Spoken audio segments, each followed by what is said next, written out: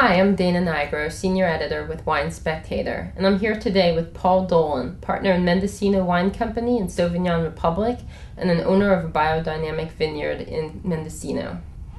Thank you for coming here today, Paul. My pleasure, Dana.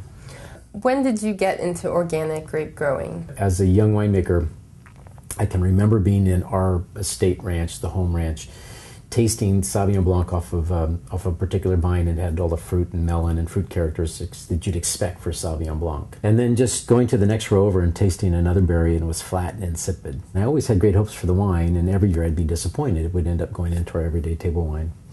But 3 years after we converted that same vineyard to organic, it started to go into our top-level Sauvignon Blanc.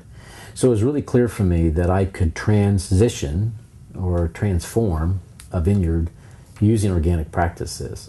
Can you talk a little bit about biodynamics? I know a lot of people have heard about and sort of more about the mystical aspects, the phases of the moon and burying things in the vineyard at midnight, but that's not really what it's about. Can you explain what it means to you? Biodynamic wine is an organic wine that has an added expression to it. Organic wines are wines that are made using organic practices where we replenish the natural elements in the soil. But biodynamics goes a step beyond that. We actually add a life energy back into the soil by three practices. One is the preparations that we use. The other one is the diversity of plant life that we surround the vineyard with. And the third is the diversity of animals.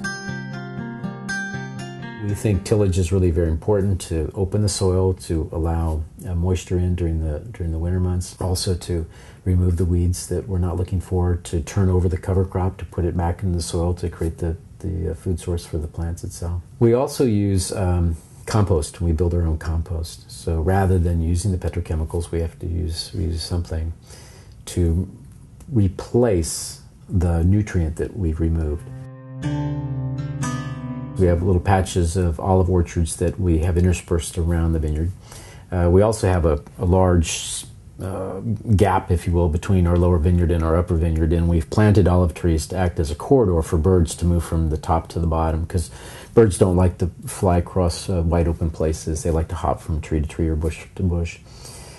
So that adds some diversity. But in addition to that, we plant these eco-insectary areas. So every 100 to 300 feet, we create this opportunity to plant different mixtures of plants and shrubs and herbs that will attract beneficial insects and birds, butterflies, and they then can migrate into the vineyard. And what we're looking for is a balance of insects. So we recognize that nature's going to bring all different types of insects, and we recognize that we're going to have an imbalance to some degree. We're going to have problems with mites, we're going to have problems with leafhoppers. So by bringing these other insects in, they're the good guys, so to speak. The other ones are the bad guys, and they'll balance them out. So we don't have to use the pesticides. We have little portable chicken coops that are moved out with the vineyard workers when they go out to prune or move wires or pull leaves or whatever. And the chickens hop out and they do their work for the day, and they scratch and they cultivate, I guess we'd say, and they eat bugs, eat insects, and then of course they fertilize.